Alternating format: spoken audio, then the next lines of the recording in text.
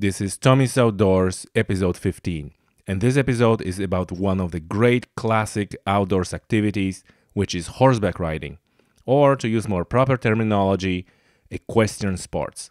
Our guest today is Rachel Daly from Tralee Equestrian Centre, and I had an opportunity to talk to Rachel about various aspects of horseback riding and equipment that is required, and also if you want to own a horse but not necessarily have a place in your backyard to keep a horse. Apparently that doesn't stop you. That doesn't have to stop you from owning a horse.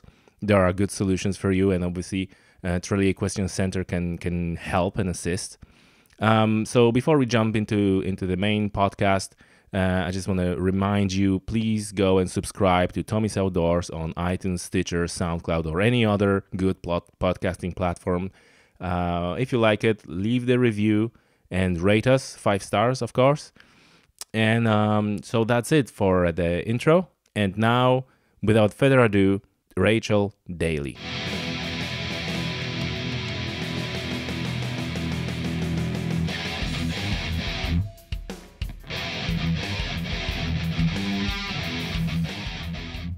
Hello, everybody. Today with me, Rachel from Tralee Equestrian Centre. How are you doing, Rachel? I'm good. Thank you for having us. Oh, it's a pleasure to have you, and thank you for doing this. It's a major operation going on here. Yeah, I mean, we've got a pretty big setup. We've got, upwards of 20 to 30 horses, depending on the time of year. So oh my God. We're kept going. Oh my God. So maybe just really just to jump right into it. Maybe you can tell us what you're doing, what are the services, and maybe even before that, I just want to point out that we're talking about outdoors in this podcast. And I think that experiencing outdoors on the horse is probably one of the great and classic way of experiencing outdoors. And if you think about all this, era of the mountain man and all definitely. that, I think a horse was like an integral part of it. For sure. And I think with like the popularity of things like Game of Thrones and Vikings, and people are seeing a lot more like horses on telly and stuff. And so they kind of think it might be worth trying out. For me, for sure, like there's nothing better, whether it's a beach or a forest or across the mountain. I think, you can walk it and it's pretty and it's cool and it's lovely with your dog. But I think when you're on a horse, there's just kind of this different kind of almost nostalgic kind of, right. You kind of feel like a Viking like a classic vibe. Yeah, like a little bit. It's cool. All right. So listen, so what is Tralee Equestrian Centre and what you guys are doing? So we kind of do we dabble in everything. We kind of try to be as varied as possible, to be open to anyone.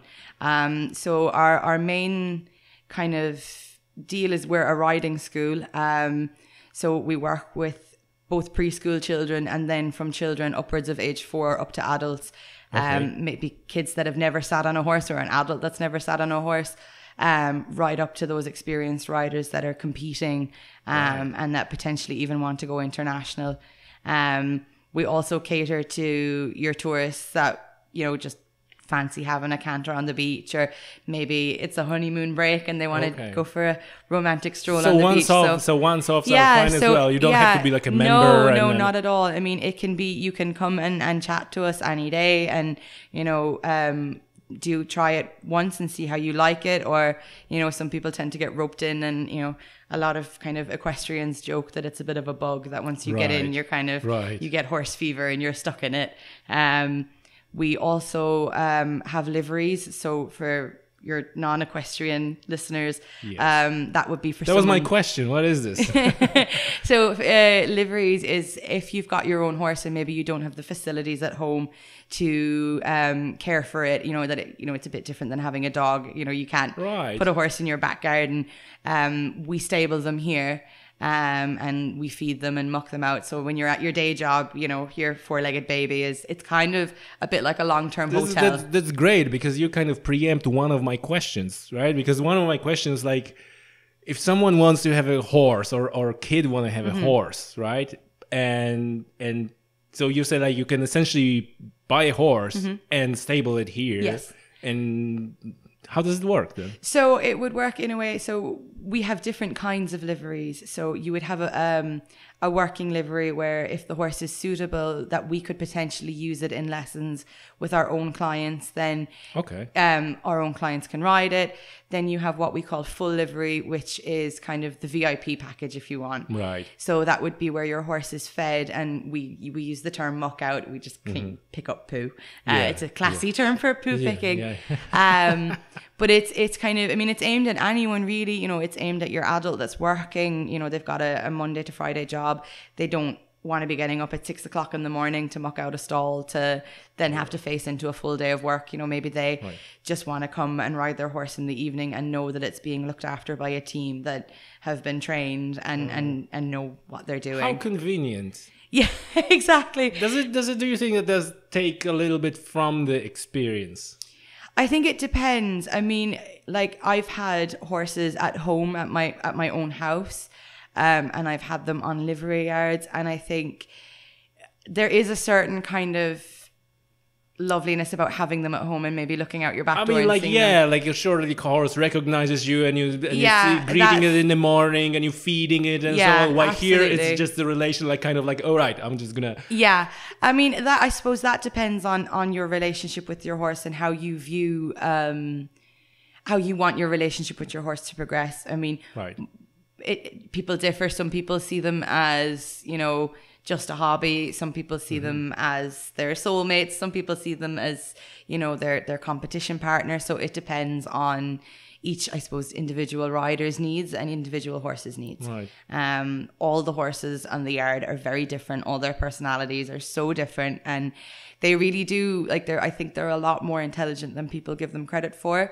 And I think when you get to know them, they each do have these really individualistic personalities. Yeah. That it can be surprising after a while when you get to know them and you see, and you know, some of them might be a bit grouchy, but they do all have these really kind of distinct characteristics that tell them apart. Right. So I'm thinking about it, like, what is the difference between having the horse on the livery and just not having a horse and just showing up here at your facility and say like, well, okay, can I, you know, ride a horse? And is it matter of availability? Yes. That then you always know that whenever you please, you can show up and ride the horse rather than... So I mean, when you own your own horse, you know, obviously you're absolutely free to do as you wish with that horse. Whereas if you were to come and just do a lesson, it would be a preordained time, and you'd have to slot that into your schedule. Whereas, you know, we've had various people on livery with us that have, you know, their jobs aren't necessarily just 9 to 5. So they could be here riding at 6 a.m. or they could be here riding at 9 p.m. So it's kind of a lifestyle that it suits them. Sure. And some people, you know, just don't have the facilities at home to keep a horse.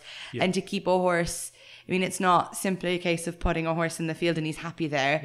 You know, you've got to organize a shelter, and the majority of horses, I mean, they're a herd animal. They were never intended to be kept on their own.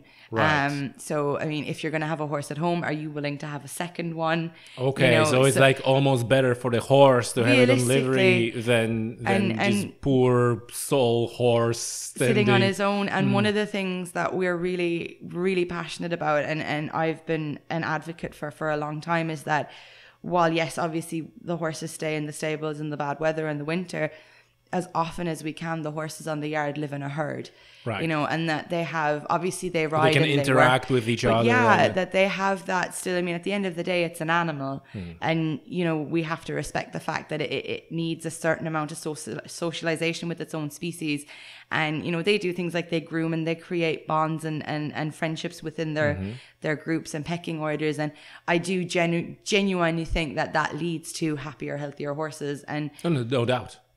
I mean, it has to. And for the school horses we have, we'll say for clients coming for lessons, I mean, I'm very biased because I've worked here for a long time now and I know them really well. But as a rule, they're generally very happy horses. They come running in from the fields in the morning, ready to go to work. And, you know, that to me, you know, if they didn't want to come in and they didn't want to, you know, go to work, they'd stay on the mountain and they go, no, I'm not coming in. Right. You know, I do think that it's a good ethos and it's a good way to keep them. So listen, so if anyone is already kind of interested in that, what's the what's the best way to start? What's the I'm not saying necessarily to getting on horse is not the best way to start, but what you would recommend, like a gradually how to get into. So for someone who's never ridden before but maybe has a kind of inclination, the first thing I always say is you are never too old. I get an awful lot of parents even say, I say to them, why wouldn't you start? And I'm too old. You're never too old. That's an excuse. That's a common excuse. It's a really common excuse for a lot of things. And I think people have this kind of preconceived notion that the equestrian world is maybe a bit snobbish and a bit posh and a bit, and really we're not. We spend 90% of our time picking up poo. It's not as glamorous as people make it out to be. And my advice for someone who's maybe thinking of it and has maybe not made a decision is even, have a look online, pick a centre. We're here 7 Tralee days Equestrian a week. Centre is obviously the one recommended. Definitely. But come and visit us, come and chat to the instructors and meet the horses. And, that way you don't necessarily have to take that big jump and get on one, but get a feel for the place, get comfortable. And from there, I would always suggest to someone, more so adults than children, to start off with just one private lesson, just a one-to-one with the instructor that you can just get a kind of a feel for it. And the one thing I say to everyone before they come is why? Why do you want to get on a horse? Is it that you want to learn to compete? Is it that you want to do it just for fun? Or that you just think it would be a good form of exercise? And from there, your instructor can tailor your horse to suit. They can tailor your lessons to suit. And, it makes the whole experience a lot more pleasurable and a lot easier for both the instructor and the student. Sure. So another question is like, terminology, like is there like horseback riding, or is it like equestrian sports? Like is it like what's the name it to depends. properly? I mean, you get it really does depend. Like there are different disciplines within the kind of equestrian in horseback riding. You have various styles and you have various sports. So it's not, you've got horse racing, you've got dressage, which in kind of layman's term is dancing with horses. You've got show jumping, which is that what you should see, that the horse is making steps and going backwards and like okay. You've got show jumping, which everyone knows. You've got eventing, which is kind of it's a combination of dressage, show jumping, and cross country, which is where the lunatics are. That's where they jump the really big obstacles really fast. And it's mildly terrifying to watch, but it's fantastically good fun. It is. And then you have, if you watch your Western movies, you have your cowboys, and the Western discipline is not really practiced in Europe. It's a different riding style. The vast majority of places in Europe ride in what we would consider English style. So, I mean, that's just your typical. That's an interesting thing, Taj. We spoke about before we started recording, and I said like years ago I was kind of sitting on a horse and was trying that a little bit. And now when you said it, I remember that my friend was explaining to me difference between the saddle, like which is American saddle, which is different in the European, or English. So maybe why are we on this? Can you explain that? What's the difference between the difference? Oh wow, okay, I could get shot for this. Why? Because the equestrian world, there seems to be this kind of bitter stalemate between Western riders and English riders. Really? Over whose is that one looking up or down on another? You get that quite a lot, but you get that in any sport. I have ridden both. I prefer English. I think I prefer English because I was brought up riding English. Yeah. And I call myself a dressage rider. I try. Not very successfully. It all depends on the background, right? Probably if you're born and raised in Texas. Yeah, exactly. There is a difference. I generally think English riders find it easier to ride Western than Western riders find it easier to transfer over for a couple of reasons. The Western saddles, as a rule, are quite a lot bigger than the English saddles. And they've got this, it's not really a lump. It's almost like a handle in front of you that you can hold on to. So I suppose from maybe a once-off rider's point of view, a Western saddle might feel a bit safer. Because they can hold on. Because they can literally hold on for dear life. They use their hands differently. They use their legs differently. They have different disciplines. Look, you've got pros and cons for both kinds of riding. But from the perspective of effectiveness of handling a horse, for the want of a better word, is that the same thing essentially? Look, does the horse care? I think once a horse is well trained and a rider is well trained, I'm of the opinion that so long as the horse is happy and the rider is happy, and then so long as both are happy and it's controlled and it's safe, then go for it. Yeah. I have a funny feeling that I touched on a controversial subject here. I wouldn't even call it controversial. I think it's just that Western riders and English riders are both very passionate, and they've obviously been brought up in their way of riding. Is it like road cycling and mountain biking? I think that's the easiest kind of thing. Western riders and English riders, like Western riding is very effective, and it's been used probably in more of a work environment than English riding, and you have, your ranch owners and stuff cutting cattle, whereas English riding has become more of a sport rather than it doesn't really serve a day-to-day purpose. Right. So Western riders, to be fair, I mean, and I've seen some phenomenal Western riders and Western horses. It just never really picked up, I think, in Europe, because there's not a whole lot of need for it. I think it's natural kind of split, because I sometimes say, like, there's a European way of hunting and American way of hunting. Absolutely. Where again, in European you have a lot of kind of etiquette, let's say, and tradition and clothes and all that. Where an American is more like a kind of rural, so to say. It's a little bit gun ho. Yeah, exactly. Without offending anyone. Exactly. So this is the same thing. So that's kind of not surprising. So listen. We touch on saddles and different saddles. So now going back a little bit to somebody who wants to start. Yeah. What equipment is for the starters? I presume like for very start doesn't need anything, because they will just come here and you guys gonna supply everything. But is it useful after a while, even if without owning on horse, to have some equipment? Absolutely, because we supply helmets. We do have body protectors. Helmets are compulsory. Body protectors are, I suppose, they're like a body armor, I suppose. Really? Are not compulsory, but they are recommended until someone reaches 18, especially if they're doing quite a lot of jumping, just for safety. Yeah. Nothing ever fits as good as your own.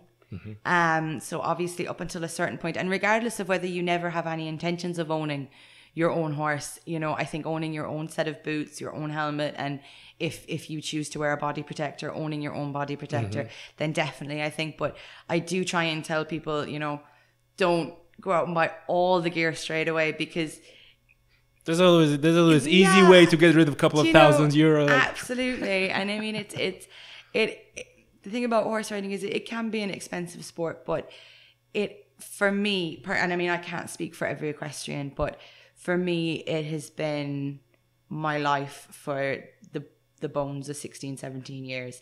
And it can be frustrating, but if you like animals and if you like being outdoors, and it's one of the most rewarding experiences I think you will ever have, is working with an animal that is, almost half a ton, and that it's just different. I mean, I don't think there's any other sport you can do where you work that closely with an animal, with its own brain and its own mind, and work as a partnership. And when you get that feeling of working together with an animal, I think it's a bit different from, being on a surfboard or being on a bike, or because you're, in full control. You need to take more of the account of the mind, and whereas probably horse have a mood, and absolutely. Better day. Trust me, if you've got a female horse, you will know all about moods.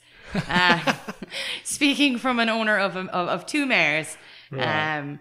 But I think there is no, for me, there's no better feeling. Sure.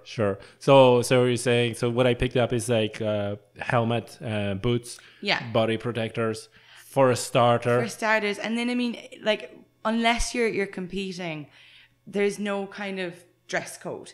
You know, it used to be years ago, it used to be those really weird white breeches, and everyone had to wear them all the time. The equestrian world we've gotten a lot more fashionable recently. We're getting there. Good. You know, just something comfortable. We tend to advise not jeans because they're not very stretchy. And they can chafe and they can get sore. So, you know, with the recent spat and fitness, you know, a good pair of leggings, a nice tracksuit, something comfortable that you're going to be able to have a bit of freedom of movement in, is perfect. Right.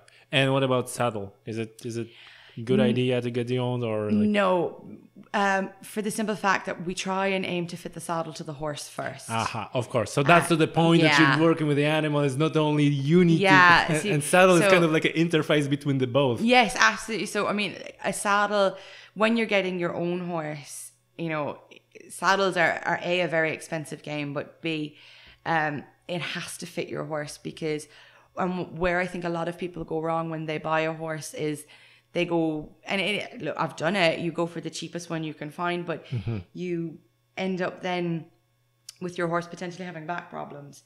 What a lot of people I think forget is that horses are athletes, and they have feelings, and they have, you know, they pull a muscle in the same way we do. So there's a lot of, I think, stuff that goes on behind the scenes of, you know, small equestrian centres, big equestrian centres, that people don't see.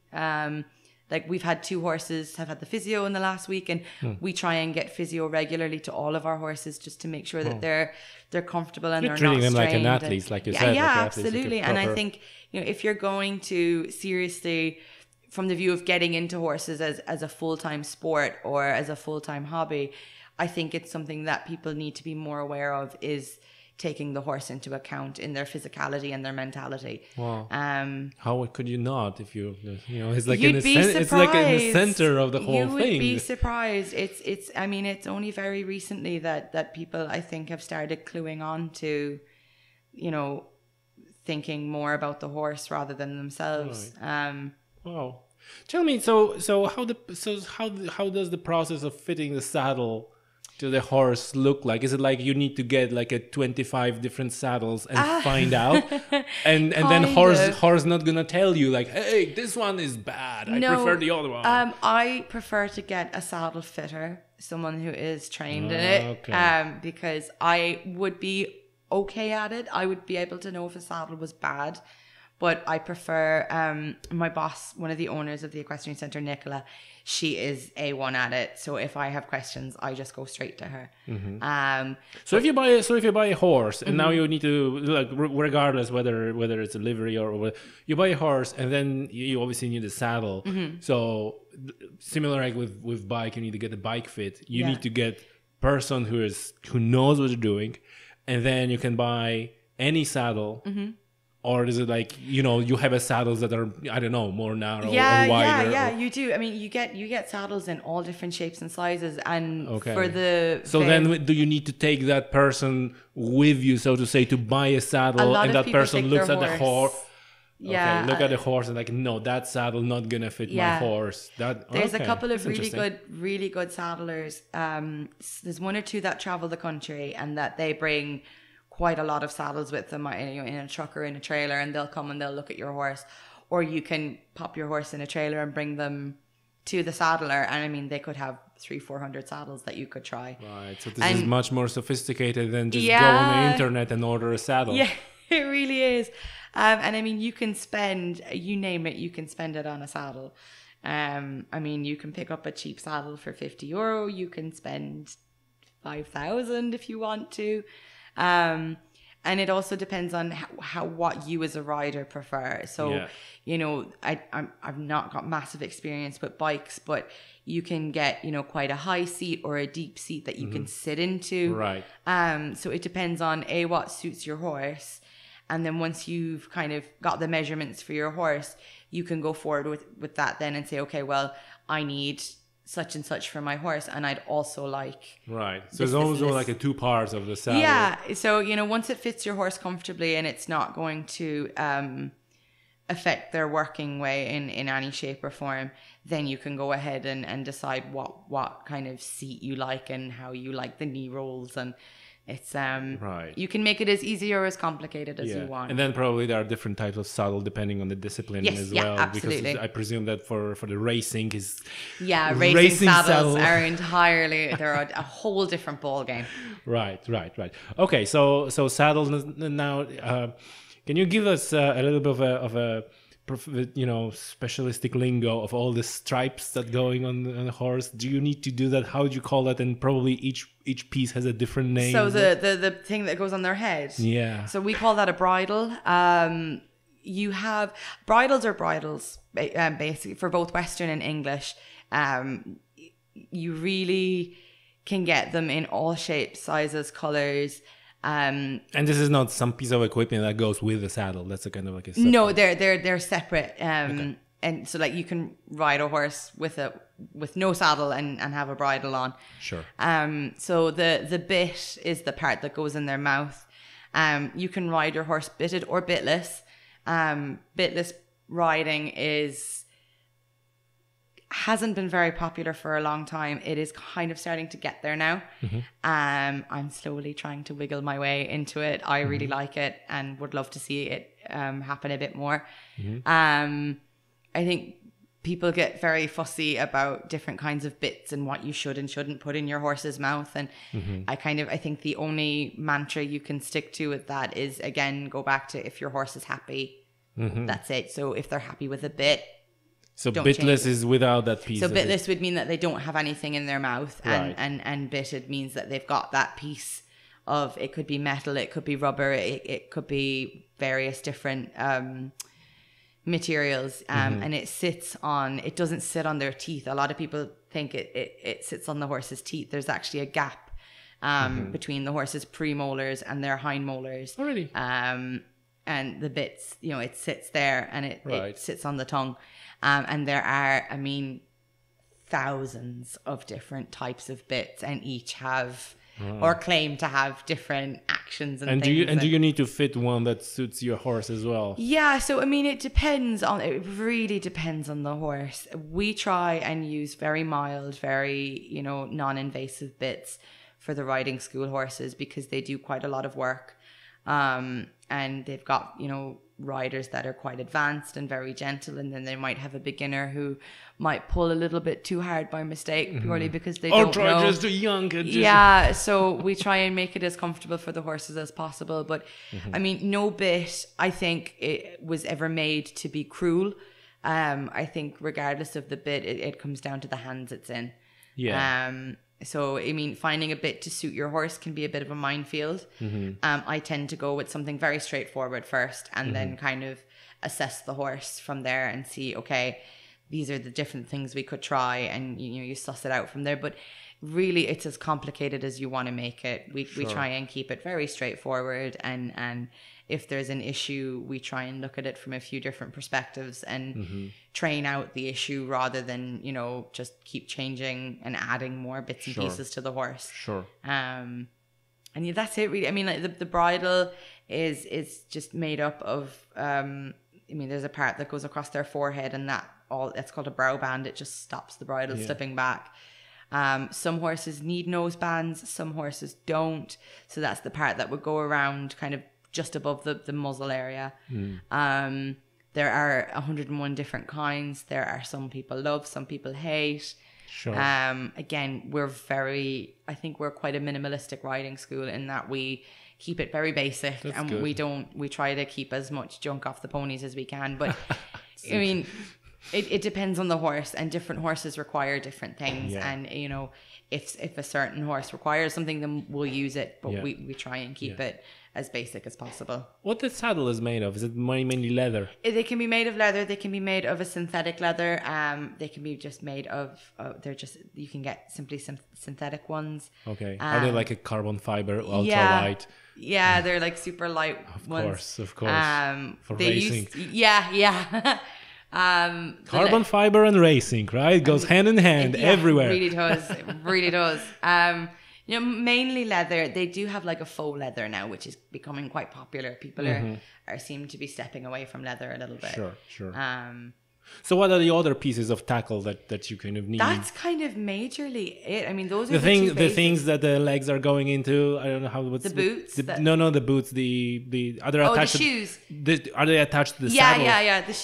That are attached to the saddle. No, the things that you're putting your feet on the stirrups. Sorry. The stirrup, Sorry apologies for everybody for my lame terms. You're good. The stirrups generally come attached to the saddle, and okay, so it's part of the saddle. Yeah, they're kind of part of the saddle, and they're just kind of, they're not a necessity, especially if you come for a lesson with me. I'll make you take them away for a while, but they're quite useful. Okay. So that's, and what about this? I remember again back in the days, this kind of like a short stick with a loop at the end. Yeah, a crop or a whip. Crop. Yeah. So is it used for anything? Is it so most riders. It has this negative connotation that you kind of whipping the horse with it. Is that how you use it? So what I try and encourage our riders to do is, if you squeeze your horse to ask it to walk forward and it doesn't listen, so that's your first warning. Your second warning might be a little kick. Your third warning might be a click. And then if they've not listened, then they get, a little sharp tap. So you're hoping that the next time they'll listen to you the first time. Sure. So, I mean, it should never be used as a punishment tool. It's not there to beat the horse over a jump. It's not there to punish them or tell them off. It's just there as a backup aid that if something was to go wrong, because, I mean, regardless, you've got to make sure you're safe up there. And that you're, I hate using the term in control, but that you have some semblance of control if things go wrong. Yeah, sure. Listen, so, and this is interesting now because you mentioned that some people think it's cruel and so on. And not long ago, I have a girl on the podcast. She was working in the US on a ranch with the horses, and she was breaking the horses and doing all that. And then she said, but then I realized it's all cruel and it's all based on pain and it's so bad, and I stop it. Don't want to have anything to do with it, and so on. So that's that side, which I found interesting because she was not coming from the perspective of someone who is, like a super animal rights raging activist, but actually was doing that. But then on the other hand, like you mentioned, you see those horses and they kind of, they come to you and they're just so they don't seem like those terrorized poor creatures. So what's your take on that? I mean, look, you can argue either way. I have seen things over, I've been riding for 20 plus years now. That's mildly terrifying. I've seen things that have horrified me. I think humans we can be cruel when we want to be.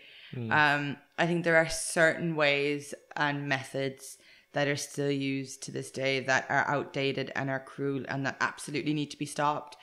That's interesting. But I think to generalize the whole thing and say that, oh my God, anyone that sits on a horse is absolutely cruel and is horrific and horrible to them, I think that's a real generalization. Yeah. I think to say that it's put on pressure, that, horses are trained through pain and pain only is absolutely incorrect.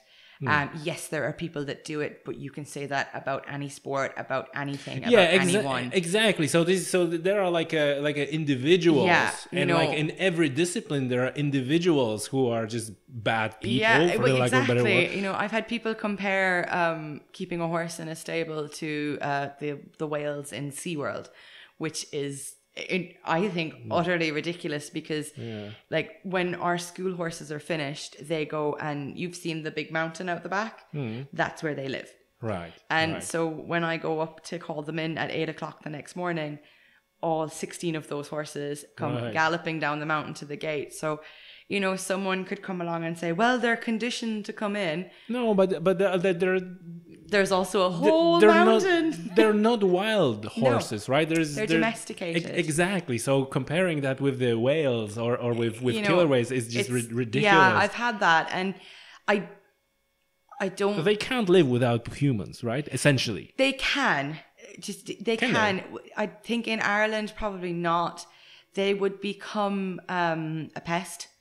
basically with Yeah, but like a socio-economical conflict aside from the perspective of the habitat and like could they just live on their own and they breed? probably and could.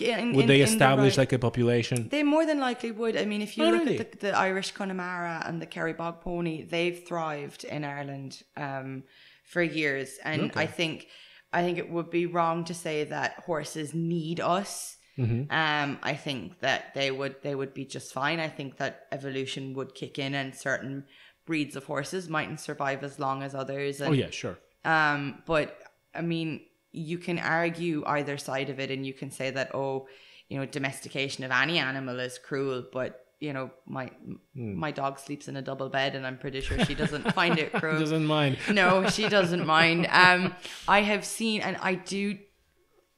Look, I've seen both English style and Western style of what they call breaking in or starting off a horse be very cruel and very harsh. I think if it's done the right way and it's done carefully and with the horse in mind, it can actually be quite a nice experience for both. So the that's horse. kind of introducing horse to the idea of someone sitting on his back. I think if you do it the right way and you do it slowly, and some horses take a lot longer than others to get used to it, but you've also got to weigh up the options that, if we were to release all the horses in Ireland, we already have horses starved in fields that have been abandoned. So, No, that would be obviously a bad idea because even through the way how the land ownership is set up in Ireland, I don't think there's enough habitat for horses. Sure. So I think, we've domesticated them and we now have to take responsibility for them. And I think that as a species, we need to take kind of ownership of the fact that we are responsible for a lot of these animals and that we need to look after them and do right by them. And I do think it's getting better. I think, a lot more people are coming around to doing things a little bit softer and a little bit gentler and keeping the horses, mentality and physicality in mind. And, I think in 50, 60 years, I don't think we'll see much, if any, more animal cruelty. Yeah. And it's been a learning curve for equestrians because they've had to evolve and develop and keep up. And I think while a lot of people give out about social media, it's been fantastic because, if someone catches it on video and posts it online, that person, okay, maybe shouldn't be persecuted for it, but, it makes people think a little bit more before they do something because there's no anonymity behind it anymore. It's all out there and in the open. But in general, that's something to every person who is serious about it keeps in mind. And you can hear a lot about this bond that you have with the horse and so on. So obviously that wouldn't work if the horse felt oppressed or tortured or whatever. Or didn't want to do it. Trust me, if you like. And what makes me laugh is when people say, the horse wouldn't do it if he didn't want to. And my only answer to that is try and get a horse into a trailer that doesn't want to, because he will not go in. That's right. So, when people say, he wouldn't do it if he didn't want to, or they wouldn't come in if they didn't want to. I'm going to politely disagree. Right. Listen, tell me, what's the story of the horseshoes? And the reason I'm asking about it is, like you said, that horses probably could live wild, right? In theory. So obviously they wouldn't have a horseshoes. So what's the deal with that? Is it for a horse or is it for riders? It's for the horse. The main reason, the most common reason a horse would wear shoes is a horse's hoof is made from pretty much the same thing our fingernails are made from. So they grow in the same way our fingernails grow. The main reason you put shoes on a horse is if the rate of wear exceeds the rate of growth. So if, as your horse is being worked, the hoof wall wears away quicker than it can be repaired. So what you have is, if anyone is like me and bites their nails, they'll have bitten them down too short or cut them too short at one point and it hurts. So there's an outer hoof wall and then we have what we call the white line, which separates the hard tissue from the soft tissue. So if your horse is doing quite a lot of work on hard ground, that hoof wall will wear away. over time, and you could get to the point where you go from the hard tissue to the soft tissue, and it can become quite painful and quite sore. In the wild, a horse's feet, they travel a lot, so they wear it down, but on softer ground, so they generally don't wear them down. In a wild, if it wears the faster than it grows, it can run and it gets pulled out by wolves or coyotes. Yeah. That's all. Game over. Exactly. That's a wild. That's what. So I mean, you have, again, like the horse world. You can pick at anything you want. Like you've pros and cons for bits, pros and cons for bitless, pros and cons for barefoot, and pros and cons for shoes. Oh, so there is a you can, yeah. Oh, so really? some of our, and it depends on the horse. It's like, so we've got, I think 3, 4, 5. We've got about 8 at the minute that are totally barefoot. And unless or when their workload increases, because we're getting into busy season now, we'll more than likely put 2 shoes on their front feet just to take the massive concussion off them. Right. There's 2 in particular, one of my ponies and one of the other school ponies, who are kind of a hardier breed. They're what we call a cob, so they're quite sturdy and quite heavy built, and they'll probably never need shoes in their life. Okay.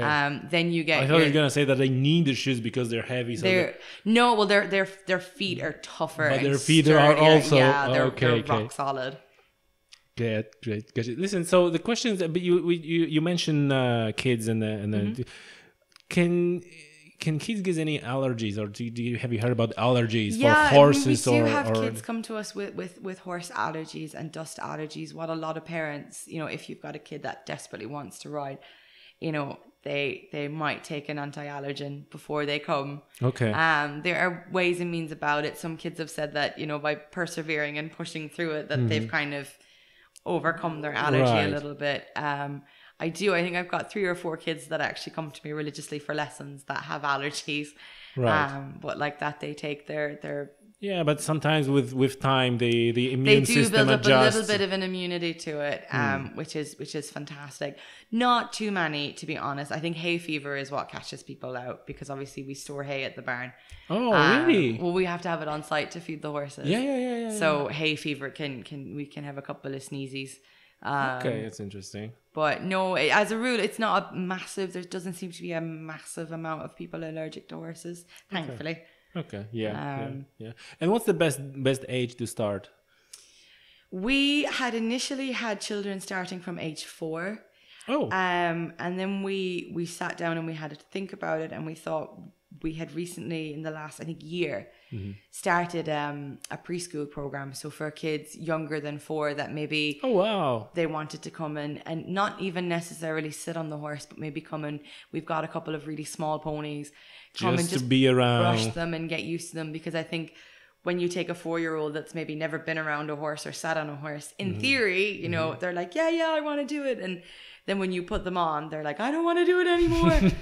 So, by taking them, at age 2 and 3 and just introducing them to the concept of the horse, and particularly kids that live in town that don't see large, never seen an animal, herbivores, and then they see a horse and they're like, oh my God. Yeah. So it just takes that little bit of anxiety away from it. And that way, when they reach 4 and they're old enough to start structured lessons, that fear is gone, and that, worry is gone, and they're quite comfortable around them. And I do think, I've seen kids come through this yard in the last 3.5 years who started off not being so shy that they couldn't say hi, to not being able to keep them quiet. I do think it's an outlet onto its own for kids. Oh, absolutely! It's like a therapeutical, definitely. almost I swear by to be with the animal. Yeah, and, for sure. Because again, we mentioned the hypotherapy, right? Yeah, there's something. There is a massive equine therapy is becoming a big thing. Equine therapy with children with special needs, with adults with special needs, with children with anxiety, with maybe social anxiety, like any kind of, maybe discomfort in a social situation. There's something about a horse, because it doesn't talk back to you, but it almost feels like it listens. Yeah. And because... And you're touching that big animal, and you can feel it, and how it moves and its muscles. A lot of, we've had kids with cerebral palsy, with various different special needs, and the simply sitting on and having the horse move underneath them has been a really big benefit to them in developing their muscles. You know, it's not unlike hydrotherapy, I would think. In that it just, I think as well, from a mentality point of view, horses just have this kind of, I think they're so big and so powerful, yet they're so calm and quiet and relaxed that they just, for me anyways, they just make me body chill and out. mind. Yeah, for sure. Good. Listen, are the horses dangerous? They can be dangerous. I mean, look, I heard like people who are traveling on the horseback in the United States through the like a wilderness, and they worry about grizzly bears and so on, and so I say, well, look, this thing will kill you in 2 years, pointing at their horse. It's much more probable that you're going to get killed or injured by your own horse than by a grizzly bear if we're out in the wilderness. So how does it, and knowing that obviously here you are in much more controlled environment, but in general, like you mentioned, is it like a half a ton animal? At the end of the day, any one of the horses downstairs, none of them, I think, would intentionally. Horses as a rule are flight animals. It is very seldom a horse will viciously attack someone unless they absolutely feel like they have no other option. But it's like by an accident, like it moves somewhere or something. It's like because it's so big. I mean, I've been stood on. I've had some broken toes and things, and you have to be aware of where you are in relation to the horse, and we're always slightly more cautious of new horses when they come in, and I suppose you do get a little bit more complacent around the ones that have been here for a longer time. I've been kicked, I've been bitten, it happens. But I've also been around quite a lot of young horses, some potentially like some horses with maybe some behavioral issues. I mean, it's the same with dogs. They're just a lot bigger. So once you're aware of what you're doing, I think, and once you've got the right people with you to help you understand how to behave around the horse. And I think it has a lot to do with that. I mean, horses as a rule, once you're aware of how they tend to react to a certain situation, you try and either avoid the situation or desensitize them to the situation. So if you've got a horse who is fixated on traffic cones, hates traffic cones, gets really freaked out by traffic cones, you then take that and you maybe go and, I won't say steal traffic cones, but recreate traffic cones in a controlled environment. And inoculate the horse. No, not even necessarily, but, maybe not ride the horse, stand on the ground, introduce them to what it is that's scaring them and help them understand that, okay, it's not going to jump up and bite you and eat you because, you understand that a plastic bag blowing in the wind is not going to kill you, but to your horse, something's just jumped out of the bushes and isn't floating in front. So, I mean, there are dangers, obviously, but I mean, that comes with working with any animal. And I mean, in any of the higher risk sports, there's always that kind of in the back of your mind. You need to be aware of what you're doing and aware and take... You need to be aware of that half-ton herbivore around you. That's and take responsibility and think. I mean, I think that's the big thing is people need to just be aware of, and it's a horse and it's an animal, and that, if you use your brain and you think about it and you're aware of what you're getting yourself into, then you can have the most fun you'll ever have. Listen, I want to touch on one thing, which is kind of goes. You mentioned like a traffic cones or the plastic bag and so on. And again, from my very limited experience with horses, back in the years, I remember horses who were afraid of the ad of the, there was an ad of the shoes shop or something, and the horse was scared to death of that. Or the other one was like a pedestrian crossing. It was like couldn't just handle pedestrian crossing. And you mentioned like intelligence of the horses and whether they're smart or not. And I think that from these kind of like anecdotal episodes sometimes it comes like, oh, horses are stupid, like they stupid, they go, oh Jesus, there's an ad on the wall, and they're like, what do you say, like, and you mentioned like they're much more intelligent than the people give them credit, or would you elaborate on that a little bit? What you've got to think about it is we understand what that is on the wall because we can read it and we can understand it, and we know, okay, that's a sign for Gucci, or that's a sign for this or that. All the horse sees is this massive square thing, either flapping or flashing. And if the horse hasn't been shown that, it's a bit like taking a child to the cinema for the first time. They don't know that they're going to get that big loud noise all of a sudden, and we know. Yeah. So it's a process of training, and it's just showing them. I mean, yes, they're intelligent, but I mean, you can't sit down and say, okay, pony, we're going to go here, here, and here today. There's going to be 3 pedestrian crossings. You'll know those because they're marked out with the white line. So by intelligence, they understand when the time is taken to show them and educate them. But I think people either expect too much, or when the horse has maybe an adverse reaction to something, they get frustrated and, you're a stupid horse and you don't understand. It's like people don't taking time to understand what caused that reaction. You have to look at it from the horse's point of view. And I mean, that goes with everything from, going back to your sports and your show jumping, and, all the horses that we use in our riding school, they go through a rigorous, trial period before we decide whether or not they're going to stay, where they're taken out by us ourselves. We take them out and we try them out and we show them all the things that they could potentially come across, and we'll ride them down the beach and throw our reins at them and pretend to almost fall off, and put them in the situations that they might encounter at some point. So they know, so they kind of, it's not the first time. Yeah, exactly. So that they can be comfortable and they can know, okay, my rider is unbalanced, I'm going to slow down, Oh, really? And okay, at the end of the day, they're an animal, and, stuff happens. Mm-hmm. And you can never guarantee, I've known some of these horses for 8 years nearly now. And, in 8 years, they might never do anything. At the end of the day, it's an animal and it's got its own brain. And situation is different for him now. Yeah, and I mean, so you can do the best you can, and you can encourage, and horses thrive off routine. Oh. They absolutely thrive off routine. Their whole digestive system is built around routine. So if you can encourage them with routine and with consistent, compassionate training, you end up with horses that are relaxed and enjoy their job. And that's very interesting, because that speaks to the earlier point about the cruelty or no. Yeah. Like if that's what the plays to the horse's benefit, right? Because in that controlled environment, it can build the routine, and that's great and good to know that.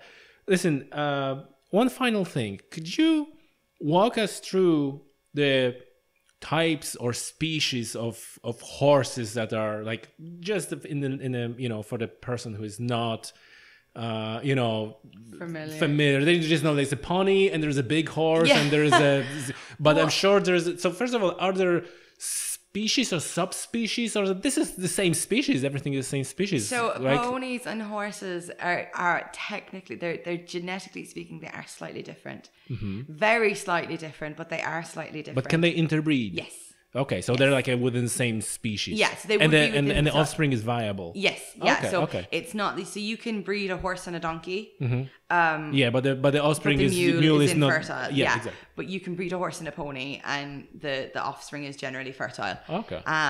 Horse breeds are, no more than dog breeds. There are hundreds of thousands of different ones. The most common ones you find in Ireland, you've got your Irish native breeds, which would be your Connemara pony, which is probably the most well known. So they're from the west of Galway, quite close to where I'm from. Down in Kerry, you've got Kerry bog pony, which aren't as popular as they used to be. Kerry bog pony. Yeah, they were quite useful. They were used a couple of years ago for bringing turf in from the bog. Oh, of course. And then you have the Irish Draft, which is still a really popular breed worldwide. You've always got the Irish Sport Horse, which is a cross between an Irish Draft and a thoroughbred, which would be a racehorse. Yeah. So it's got the speed and stamina of a racehorse, but the calm temperament of an Irish Draft. Right. So they tend to make some of the most well-known and really realistically best competition horses. At the centre, at TEC, we've got, I think, about 4 or 5 different breeds. We've got one Shetland pony, my Shetland Pongo. He is the devil incarnated, but we love him. Is it the one with the long hair? What's the Shetland pony? He's a little one, so he's the size of maybe a Newfoundland dog. Oh, really? But he's white and spotted like a Dalmatian, hence the name. Then we've got a couple of cobs, which are one of my favorite breeds, and cobs are quite common across Ireland. They would be the ones you would see quite a lot. They're generally either black and white or brown and white, and they've got those lovely hairy legs, and they're quite chunky and quite robust. We've got 2 Dutch warm bloods on the yard at the minute. One is our stallion twin, the owner Podrick. He jumps him, and he's jumped him quite successfully over the last couple of years, and he's just started getting ready to make babies. So that's very exciting. We're really looking forward to that. So hopefully we've got the first baby on the way. Wow. Dutch warm bloods obviously come from Holland. They would not be maybe necessarily a hardy breed. They take a little bit less minding, a little bit more minding, a little bit more TLC. They're quite sensitive souls, but they're very talented, very athletic breeds. We've got a couple of sport horses, and we've got 1 or 2 Irish drafts as well. One of my other horses is an Irish draft cross. So we've got a little bit of everything. Sport horses and cobs are generally the most common in Ireland. You've got some breeds people would recognize would be a Frisian, which is, you see them in every movie when someone is riding a horse majestically into battle. It's that big black horse that the lead character is always riding. Always, seriously, look, in every movie. Do you have that, like, knowing so much about horses? Do you have that you're watching a movie? Yes, it is so frustrating. No, it's not how it works. So frustrating. I watched, like, my friend who is in a bow hunt, in a shooting bow, and he was watching Robin Hood or something like that. He was like, no, that's not how it works. It's super annoying. And the one thing that gets me, and I say it every time I watch a movie, is horses don't actually neigh that much. You know, when they're in a movie and they're like galloping into battle, I have never heard once, actually, I tell a lie, I've only in my life once heard a horse whinny as it galloped, and that was purely because it was fat and couldn't catch up to its friends.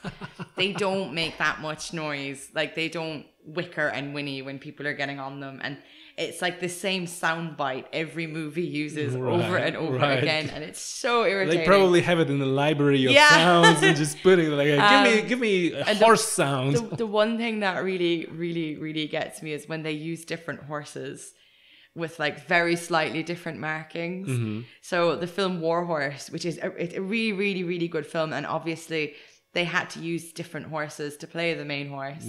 But like their markings were entirely different throughout the movie, so you could tell which horse was which, and it was just. I mean, it's so just your regular viewer probably never. But when you're kind of that's kind of common theme, and once you're into something, and then you see faults. That presented in the movie, for sure, which is not like a main thing, and it's like, oh my god. Yeah, for sure. No, it's it gets a bit annoying. Listen, Rachel, I think I asked the question without knowing what I'm asking, and you gave me far more sophisticated answer than so is there a distinction between like a racing horse, working horse, pony, and then within those there are different breeds and so on? So your horses for racing are generally, it would be like the equivalent of a Porsche, I would suppose. They're quite streamlined, they're quite dainty, and that's a type of horse that you cannot then use for, let's say, for beginners, or because of its character. Generally no, but it depends on how the horse is trained. So it's nature versus nurture.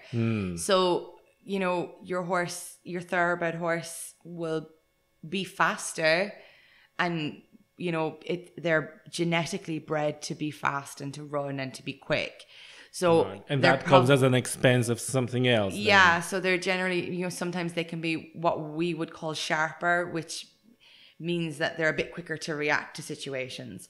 Whereas your traditional Irish cob is a bit slower, and they take things a little Just bit more in their relax. stride, and they're a little bit more chilled out. And so, again, you can't say that every thoroughbred is a lunatic and they're nuts and they're bonkers. I mean, I've had a thoroughbred that was the quietest horse I ever owned. Sure. And I've had met some cobs that are absolute lunatics. But yes, as a rule, your different breeds serve different purposes, and different breeds are better at different things. And then you have these working horses, right? Yeah, The big, like your muscular- Clydesdales and your Belgian drafts. And I mean, they don't do so much anymore. I think it's slowly being phased out, which is kind of a pity. Now I know because it's like no use for them anymore, so no one is breeding. And I know in Belgium they still use the Belgian drafts for logging, and I mean these horses are incredible. They are so big and so they are like literal tanks. Right. So in Ireland, I don't think a whole lot of horses work in a agricultural sense anymore. I think they work in the tourism sector, or they work. I mean, it's mainly the tourism sector to be realistic, which is a pity. But also, a lot of people fall in love with the breeds, and they breed them and they maintain them for showing. And so, maybe it's not entirely a bad thing that we don't, make horses plow our fields anymore, and that tractors do it, and that they can have a bit of a nicer life, and just go to a show on a Sunday and have a chill. Listen, so one last question, and it might be a little bit controversial one, but I gotta ask it because it just interests me. Are the horses bred for meat? And it's like, what's your? Is it like for us like we know that in Asia people eat dogs, but we not really eat dogs. Is that in the same category? I think Ireland generally horse meat. I don't think it's sold in Ireland. Horses are not killed for consumption in Ireland. As far as I know. So it's not established practice. No, they can be sent to the factory and slaughtered. I think the meat then is used for. I don't think it can be used for human consumption. Okay. As far as I know, probably like I'm not a fan of sending. Well, obviously because it's like equivalent of dog, and we can fathom like an idea of actually. I think for me, I suppose I'm not a vegetarian, so I do get quite a lot of stick for saying this. I think it's different sending a family pet of 18 years in a trailer to a factory to be slaughtered than it is to a cow who has maybe never had one-on-one personal affection. Is that how it works? Because I don't even think about like a family pet, right? It can do. I mean, it depends. Like Is that what happened to the old horses? Not always. It depends on the scenario. I mean, all right. You could look at it this way. Someone could be looking to rehome their 20-year-old horse that is, they just want to find a retirement home for it. And the person who has it says, well, I could make $500 sending this horse to the factory, and they could do that. So, it's hard to know what's right and what's wrong, and it's really hard to kind of have an opinion without getting emotional that's about unexpected it. Because I was more thinking about are there any operations that are breeding horses? Not in Ireland. Cattle, not in Ireland. Okay. I don't think. It tends to be unwanted or maybe horses that are no longer of use to people, which I struggle with. I think it's a bit inhumane. I'd rather. So what's the ideal scenario for an old horse? How it should be done? If you're having like an old horse, which is just retirement. Okay, well, so at the minute we've got one horse in full retirement here, and he belongs to Nicola, and she's one of the owners, and Fred is 23 now. Wow. He's an Irish draft, and Fred has the life I hope I have when I get old. So Fred he's no longer fit to be ridden. He's just that bit older. He's got arthritis, but we've got the all clear that he's quite happy to live out. So in the winter time, we make sure that he gets out and he moves around just enough to keep him happy. Just to exercise him a little bit. And so long as he is comfortable and not in pain, he'll stay here and he'll live out the remainder of his days. And if it gets to a point where he's uncomfortable or he's in pain, then I am a massive advocate of, you know, euthanasia, because I do think it's the one thing we can do for them that we can't necessarily do for ourselves. And I think it goes for any animal. So, I mean, I can see Fred if I look out the window and he's out in the field surrounded by all his girlfriends, and he's quite happy, and he comes in for his breakfast, and you know, he's lived a fantastically long life and was a very, very successful horse with Nicola when he was younger. And I mean, I think that's the ideal scenario. We're quite lucky in that we can do that for our horses. One or two of our older riding school horses, when it was time for them to be retired, different students maybe were in a position to say, hey, look, if you want to retire him, I'll take him and he can stay with me. And I think that's lovely for them to go and to spend a year or 5 or 10 years of their retirement being loved and hugged and kissed and rewarded for having for working for so long. Like your old dog. Well, that's it, really. I mean, and like I said, our ethos, like the one thing I love and the one thing that drew me to working here, you know, versus any other equestrian centre, was that the horses come first and that they will always come first. And we love meeting new people, and we've met people from all around the world. And I think the one review that we consistently and constantly get is that the horses are happy. And that for me, if the horses are happy, I'm happy. Listen, that's been great talking to you, and you're I think a lot of listeners get a lot of that from that. And I can even tell that with talking to you that, you know, you're very kind of grounded, no nonsense person. And I'm pretty sure this is all comes from, you know, being outdoors, being in the nature, you know, having like this interaction with the animals, which is always great. Listen, Rachel, tell us just for the end, like how people can get in touch, how people can avail for services of a center here. What's the best way to reach you? How you find it, and so on. We're pretty easy to find. We're on Facebook. If you just check out Tralee Equestrian Centre on Facebook. Our website is www.traleeequestriancentre.com. Or you can give me a call in the office on 089 258 4650, and we'll be happy to help you out and get you saddled up. That's perfect, Rachel. Thank you very much. All right, thanks for having us.